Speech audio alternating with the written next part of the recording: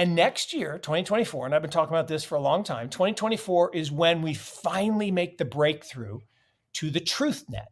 A triple entry accounting, right, which is what a blockchain is, disrupts the trust industry. We no longer have to pay the Medicis or the Morgans or the Rothschilds to make sure that the ledgers match, because we have a third ledger that says Mark lent Lark $100. And I can't go change it. You can't go change it. Mm-hmm. It is permanent, immutable truth. And truth beats trust. Mark Yusko, a renowned hedge fund manager with a history of advocating for cryptocurrencies, envisions a groundbreaking shift in 2024. He anticipates this year to mark the initiation of the end for the traditional financial sector, which has historically favored the few at the expense of the many. Yusko's belief, as shared in a recent interview with Lark Davis, is that blockchain technology will supplant the trust-dependent financial system. In this forthcoming truth system, the need for blind trust dissipates, replaced by verifiable truths accessible to all. Yusko's prophesied transformation is expected to have far-reaching effects, benefiting not just cryptocurrency enthusiasts, but all those who have been deceived by the trust-based system. His persistent endorsement of Bitcoin as an investment choice echoes back to 2019 when he passionately urged CNBC's Fast Money audience to consider Bitcoin's value beyond short-term fluctuations. Over time, Yusko's conviction in Bitcoin's worth has remained steadfast, as he emphasizes its role in diversifying portfolios and its position as an asset bolstered by an unparalleled network security. During his conversation with Davis, Yusko accentuates the extraordinary potency of the Bitcoin network, surpassing even the world's second most powerful network, the CR and supercomputer, by a factor of 1,500. He underscores the value of consistent investment in Bitcoin, projecting its enduring importance akin to previous technological advancements. However, the central theme of Yusko's dialogue revolves around his prediction of a paradigm shift, wherein the trust-centered financial model makes way for a more transparent truth-based system. Please take a moment to like this video, subscribe to the channel, and don't forget to drop your comment and observations in the comment section below. Thanks and enjoy the video. So for years, I had talked about money as an asset that exists in the absence of a liability. And there's only been one in the history of the world, and that's gold. We tried a couple other things, but gold is really the one. Everything else on top of it, right? Gold is the base layer of money. Everything on top of it is debt or currency. We use it as a medium of exchange, but it's not money. It's a currency, and it's backed by debt. Gold is an asset that exists in the absence of a liability. And that gold was at the root of money and at the root of discovery of banking. And I always used to give the Medicis credit, but there was a little piece of the story that I just learned about on this vacation to Portugal. So I'd always told the story that the Medicis, 800 years ago, borrowed, AKA stole, right? Picasso said, good artists borrow, great artists steal, stole this idea from these monks to do fractional reserve banking. And they and the Rothschilds and the Morgans have run that, organization for all these years. Well, they said, no. Those monks were the Knights Templar, the Order of Christ, here in Portugal. And the reason is they had all the gold from all the other knights who would go off on their expeditions, and some of them didn't come back. They're like, what should we do with all this gold? Hey, let's lend it to other people who want to go do something, and we'll charge interest. And they invented fractional reserve banking. And then the Medicis borrowed it and created dual entry accounting. Because here's the crazy thing. In the olden days, I lent you money, right? And I wrote down in the book, my book, I was the money lender. I wrote down in my book, Lark owes me $100. And you come back to pay me, or Florence back then, and you come back to pay me 110. But I'm an unscrupulous guy, Lark, and I wrote down 200. And you're like, no, I only borrowed 100. It says right here in the book, you had to trust me, and I'm just not worth your trust. So you were out of luck. So the Medici said, no. Lark, you keep a book. Mark, you keep a book, and we, the benevolent Medicis, for a small fee, will make sure that the books match. But here's the problem. The Medicis were kind of dicey. And I would go to them and say, you know what? I'm going to change my book to 200. I'll give you half. So Lark pays 200. You get 50. I make 150.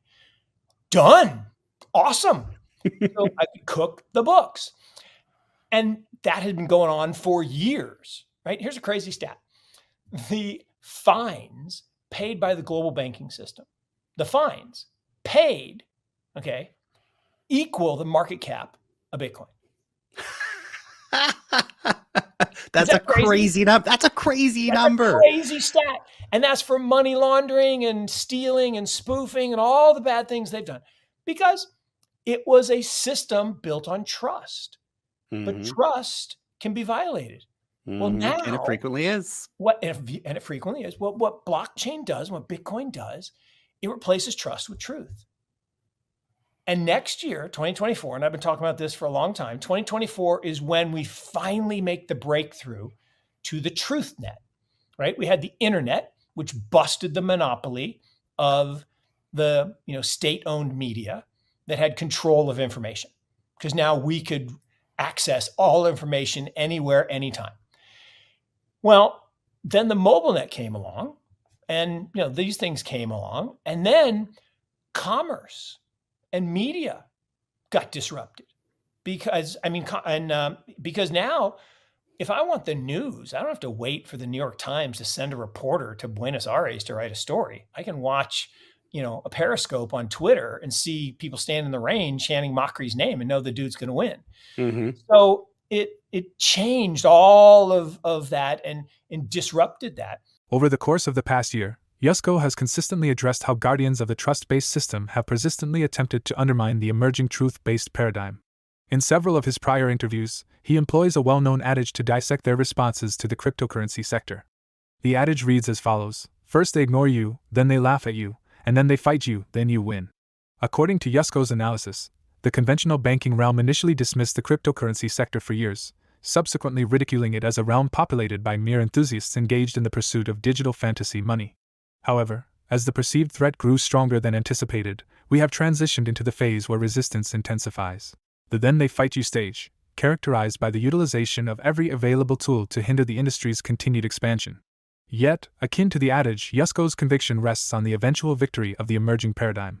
Presented here are additional segments from the interview. A triple entry accounting, right, which is what a blockchain is, disrupts the trust industry. We no longer have to pay the Medicis or the Morgans or the Rothschilds to make sure that the ledgers match, because we have a third ledger that says Mark lent Lark $100. And I can't go change it. You can't go change it. It is permanent, immutable truth.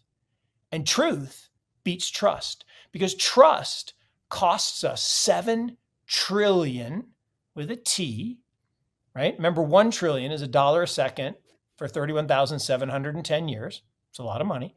So 7 of those babies every single year get spent, banks, brokerage, insurance companies, title companies, all of the trust industry.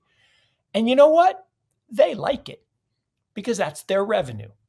But now blockchain and Bitcoin in particular blows that up. And that 6 to 8% of GDP now gets liberated. Right? In Portugal, I was on, Avenida de Liberdade, right? Which is they were celebrating their liberty from Spain. But this liberates us from this 800-year-old oppression from originally the Knights Templar and the Order of Christ through the Rothschild, Medicis, then the Rothschilds, and now the Morgans. And that's pretty cool. And that 6 to 8% of GDP, as it gets liberated, it will get reinvented. And creators will create more, and builders will build more, and we'll see things that weren't possible in the past because we had to spend so much money on this frictional cost of verifying trust. The big four, JP Morgan, Citi, Bank of America, and Wells Fargo were shaking in their boots as the assets were leaving their walls because they were paying 0 interest. And at Celsius or BlockFi or Voyager, you could get 6 to 8%. Everybody says, oh, but they screwed up. And yep, you know what? Celsius, Voyager screwed up, Ponzi with their own token. Okay, that was stupid. That's like an algorithmic stable coin. It's an oxymoron. It doesn't exist. BlockFi didn't do that. Did they not have enough adult supervision in managing their loan book and they had too much exposure to FTX, which turned out are criminals? Right? They're just criminals. BlockFi is a victim, not a perpetrator. They're a victim, and there are other victims, but they were on a path to disrupting the depository institutions that we all hold dear. And guess what? they didn't like it. And so now there's a massive grab. And is it shocking to anybody that Larry Fink, after 3 years ago, when I was talking about buy Bitcoin, he was on TV saying it's a Ponzi, it's a fraud, you should run away, you should be afraid of it. Now he goes on and said, you should probably think about it because it's a good way to protect your assets against devaluation.